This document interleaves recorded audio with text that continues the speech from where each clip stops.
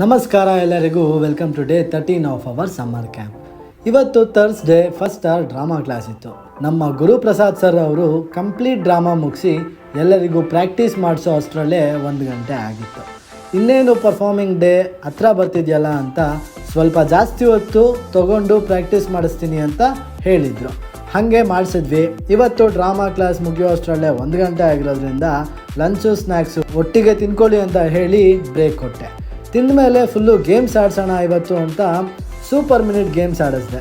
ಮಕ್ಕಳು ಎಲ್ಲ ಚೆನ್ನಾಗಿ ಪ್ರಾಕ್ಟೀಸ್ ಆಗಿರೋದ್ರಿಂದ ಸಖತ್ತಾಗಿ ಆಡಿ ಬೇಗ ಕಂಪ್ಲೀಟ್ ಮಾಡಿ ಅವರು ಖುಷಿಪಟ್ಟರು, ನಮ್ಮನ್ನು ಖುಷಿಪಟ್ಟರು. ಟೋಟಲ್ 4 ಗೇಮ್ಸ್ ಆಡಿಸಿದ್ವಿ ಇವತ್ತು.